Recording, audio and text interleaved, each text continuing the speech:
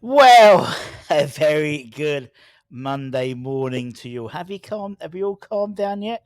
Let's have a chat, shall we? Let's have a decompress.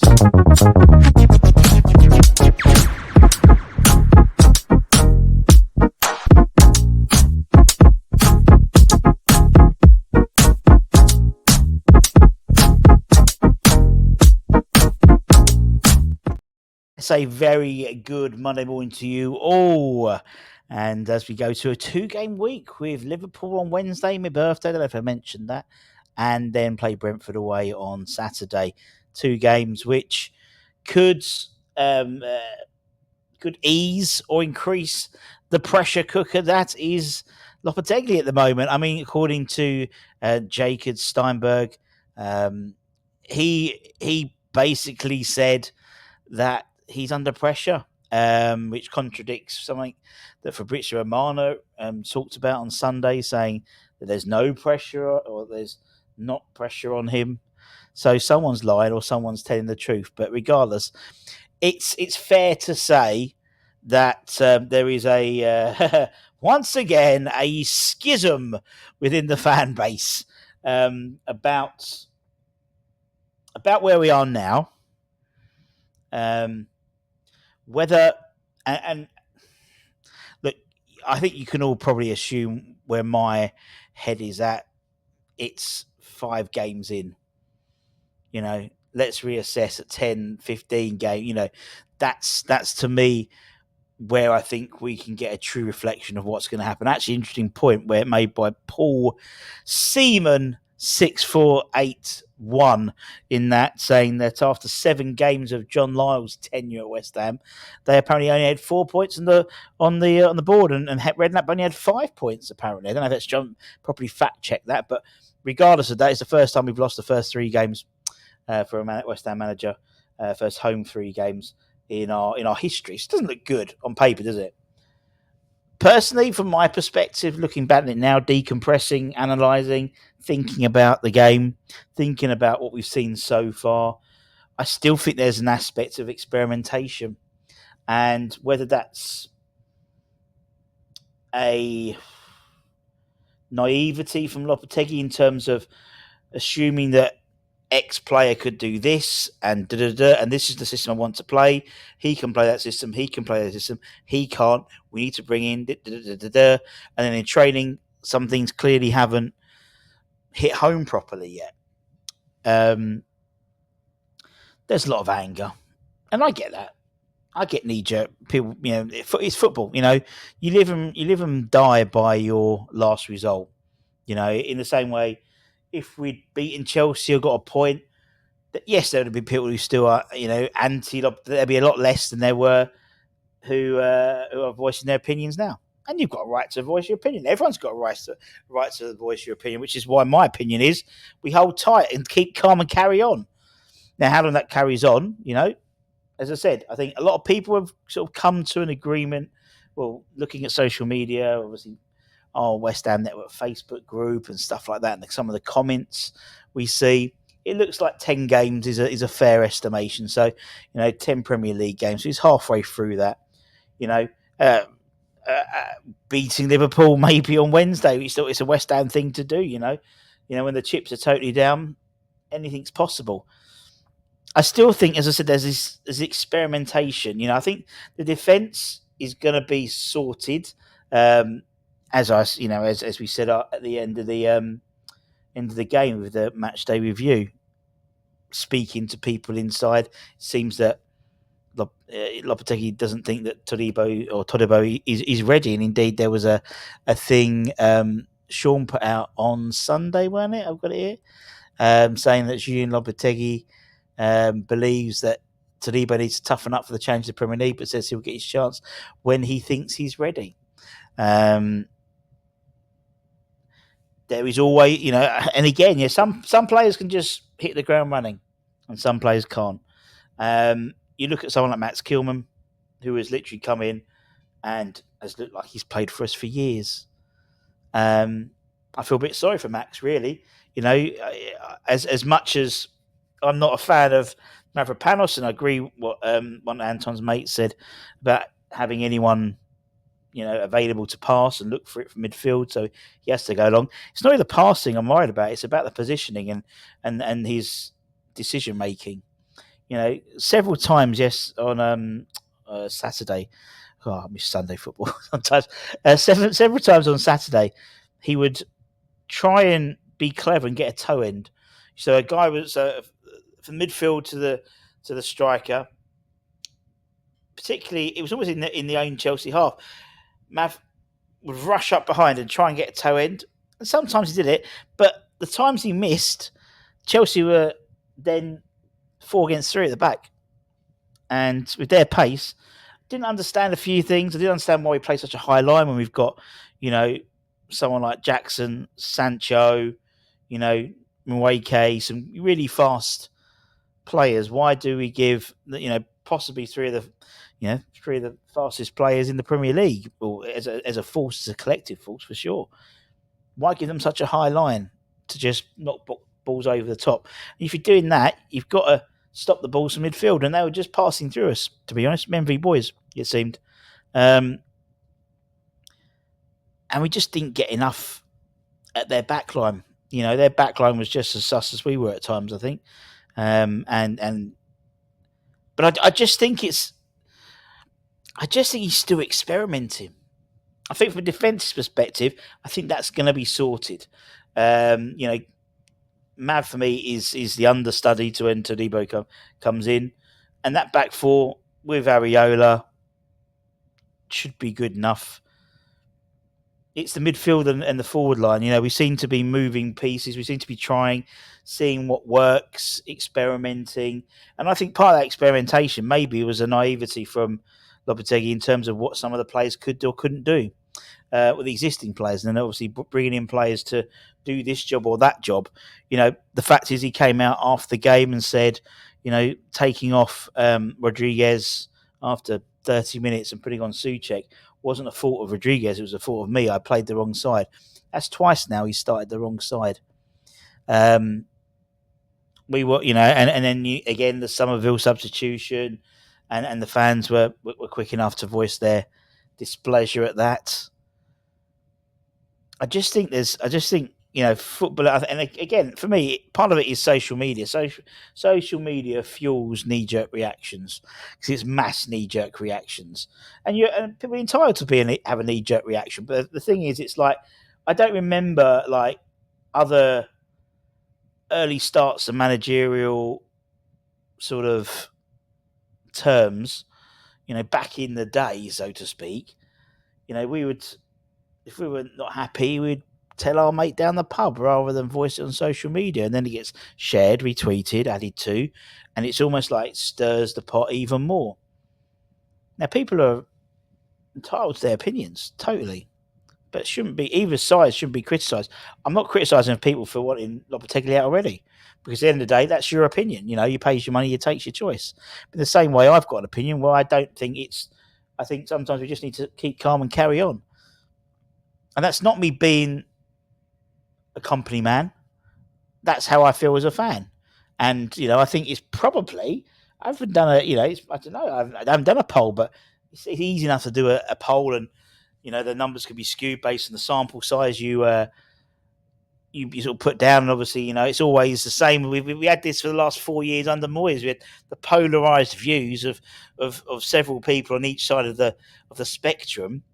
And they both shouted those guys shouted the loudest, and there was a whole bunch in the middle who were drifters based on necessarily how the last game and the last few games have happened. It seems we haven't got, I still haven't seen I haven't seen what his phases of pattern are, his phases of play. I haven't seen that. I haven't seen what is Lopetegui ball. I haven't seen it yet. Seen bits and starts, or have I seen bits and starts, or have I seen us moving the pieces and it works for that particular team and that particular situation, and we look really good? And then other times we've moved the pieces around again and it's not looked so good. I just don't think he really at the moment knows who his best side is. Now, Anton made some good points in his 5 things we've learned, and I agree somewhat a ball playing midfielder like Soler coming in would benefit the side. I think alongside an Alvarez as a 2 with Paqueta playing as a 10 with Soler and because Soler during his time at Valencia was utilised more in a more of a 10 role and was more effective, I think, than necessarily playing in an 8 role. But still, you can move people around. I think there's an opportunity there of even being braver and playing sort of one CDM with almost sort of 2 10s and then the striker. Now the striker situation again. Every video I put out, every video it's about. Oh yeah, but he didn't get Duran. We haven't got Duran. Let's move on, people. We didn't get Duran, and that probably, I think Luke made a good point in our group chat saying could have derailed him. It probably did, and maybe he's trying now to find the right chemistry to take us forward. But every post, oh, we didn't get Duran. We've got to move on. We can't buy anyone until January. And we're not going to get Duran in now because he's doing what Aston Villa wanted him to do. And reality, as I said, I don't think they were going to sell him anyway to us. You look at the situation, they were giving the number 9 shirt. Would you really give the number 9 shirt to someone that you were just about to sell? No. The only way they were going to sell him was whether they got ridiculous money for him and then have got to get a replacement in. And Jackson was one of the people they were looking at. Jamie made a good point yesterday on we put it up yesterday, but on Saturday, saying we made Jackson look like prime Ronaldo, and I agree. He's a good player, but we made him look really good by giving him space. The pressing wasn't there. It was, and we've had games like this where it's all gone to pot. I mean, even under David Moyes, we had these games, didn't we? Even under Pellegrini, even under Bilic, even under Lampard, Redknapp. I remember games where it was just dire. And lessons again can only be learned if again the Liverpool game I'm not so doesn't worry me as such, but it's the Brentford game. Again, a side we don't usually play well against, and away from home, we know that we probably will be more slightly defensively set up, probably. We have been for the last couple of Premier League away games, and have nicked and they've got results from both of them. It's just this home record, and it's almost like we're trying to play with the shackles off a little bit with the home record. But then again, we don't. From the team sheet, apart from Mavropanos, I think pretty much that was everyone's sort of preferred 11, maybe. I think it proves that, how much, to me, I think it proves that I think Bowen isn't a striker. Well, not at the moment, not saying he can't be, but for me, he's more, his best position is coming off the wing. It's more effective there. For me, he's strong enough for a winger. He's not strong enough for a centre forward, but he gave it a go. And, if we're going to play Bowen, you play him old school as a 10, I'd say, as a big man, little man up front. But that we spoke about the other day, I think playing 2 people up front, I think with Gates's big debate, doesn't happen anymore now. I think Somerville showed glimpses of what he can do. I was surprised actually really how stronger he was, how strong he was, because for the cameos he's had recently, I thought he was a little bit lightweight, but fair play. He put a shift in and, the decision to take him off was obviously booed by the fans. And I get that. I think it's going to be fascinating to see what happens when we play Brentford.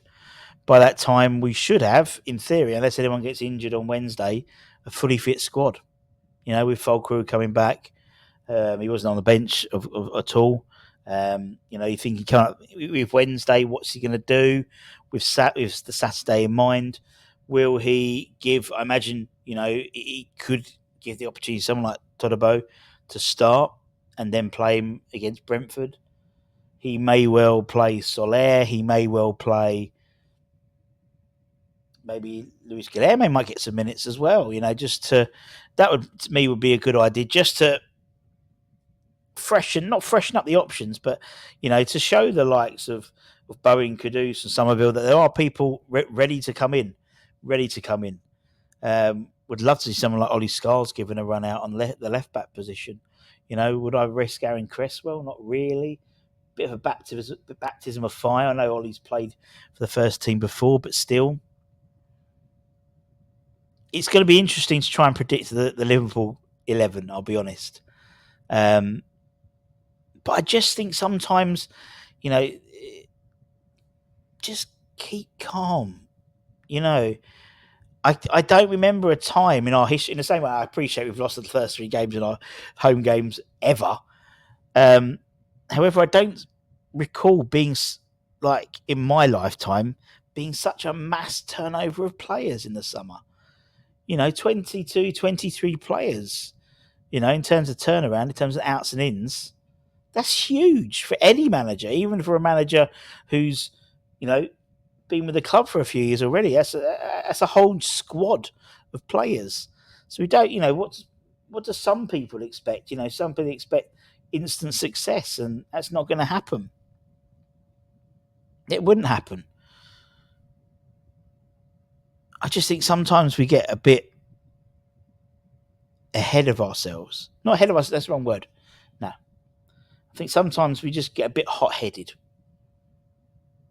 And I think, actually, who's that benefiting apart from no one? I get, but I'm not. It's just my opinion. I totally appreciate people doing that. I can understand totally. End of the day, I was there yesterday. It was awful. It was one of the worst games I've seen for a long time at West Ham. Don't think the worst, but one of the worst games I've seen. Look at that Arsenal 6-0. That was one of the worst games I've ever seen at West Ham. And I've seen people criticise the crowd and things like that, but the crowd turned. The crowd, were there, and I mean, the lunchtime kickoffs are never good, anyway. It was still fucking early. Let me tell you that it was fucking early. But if you don't see anything on the pitch, and then you can see quite early on, people are, oh, fuck this. Again, they pay their money, they can make a decision. Same with the Arsenal game, innit? When everyone walked out, after like goal 3 or goal 4. I just think sometimes I just think, I don't know.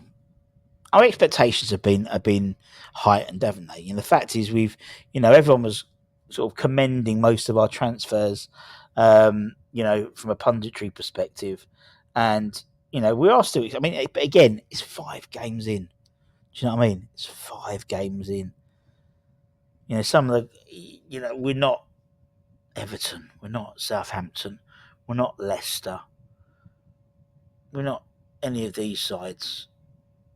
If we'd lost all 5 games and we'd got no goals and conceded, then I think I would justify more people's opinion of wanting change early doors. But we know it's not going to happen. We know it's not going to happen. I just think sometimes it's nice. I totally get it. But sometimes I wish people would just have a little think before they start just knee-jerking. Because all that does is just, it's like a snowball effect. And who's that going to help? Is that going to help the team? No. It might help themselves, but it's not going to help the team. It's not going to help the fan base. And criticising people for having their own opinion, for different opinions. I mean, we get, like, obviously there'll be people here who will be commenting, what load of bollocks, I understand. And whether someone says, oh, it's bollocks, Russ, we should have him out, or, oh, good, yeah, I understand, Russ, yeah, totally agree. People are going to be either side, and you're entitled to your opinions. But we are all West Ham fans, so we shouldn't be like ranting and raving and telling people to F off and being nasty to each other. I've seen it in some of the comments of the last couple of videos, and I don't like it. Yes, have a healthy debate, but when it gets nasty, that's what I don't agree with. And no one should agree with that. And if you do agree with it, I don't want you to comment on my videos, because that's not the type of people, that's not the type of community that we have at West Ham Network. We've got a nice community of people who have healthy debates, different opinions. If you had the same opinion, it would be so boring. It'd be so boring. But being respectful of those opinions. And it might get a lot worse before it gets better. It might do. Might get 2 wins in the next 2 games. We might not. We might get another 2 losses. But it's been for a lot worse than this, guys. A lot worse. Anyway, that's my call to action. We'll probably have the ratings at lunchtime. Ratings, it'll just be more of a discussion about what I've probably spoken about now. But I wanted to get it off my chest because, it frustrates me. It frustrates me. I totally get people's opinions. Without a shadow of doubt, I can understand what people are saying. Because I was exactly the same. I was there. I thought it wasn't great. And I ranted a rave. I didn't see any fight, any energy. But then we get up and the next day's a different day. And we'll see what happens to Liverpool. Then we'll see what happens to Brentford. Then we'll see what happens against Ipswich. We've played we have played some tough teams at home, I'll be honest. Look at us. I mean, you played the champions. Villa are a great side. And Chelsea, who are a very dangerous side on the attack. We played into their hands a bit. I thought there was naivety tactically. I thought there was naivety with the team selection and the system. But sometimes, as long as we learn from mistakes and move forward, if we see that was the thing that I think got a lot of people's goat towards the end of the Moyes era was it was always the same. Always the same. The side that started against Chelsea on Saturday was different from the side that started against Fulham. Was it Fulham? Yes, Fulham the week before. So lessons were learnt. And now we'll see what happens on Wednesday. I mean, Wednesday's going to be a bit different. We'll play a different side. But what happens against Brentford? That's, to me, to see where things are progressing. Or not. They might not progress.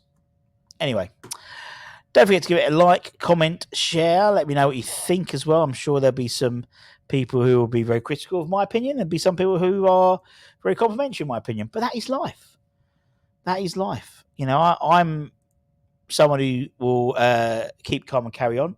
Some people don't want to. And that's your prerogative, my friends. But don't be nasty to each other if they don't agree with what you think. There's not one right answer. I agree there's not one. That's the only thing I think we can all agree with. There isn't a right answer. Because there is, then we'd all think the same way. Anyway, take care. Stay safe. Stay warm. Stay humble. And don't forget to go to Clinton Cards. Is Clinton Cards still open? Don't forget to go get me my birthday card. Much love.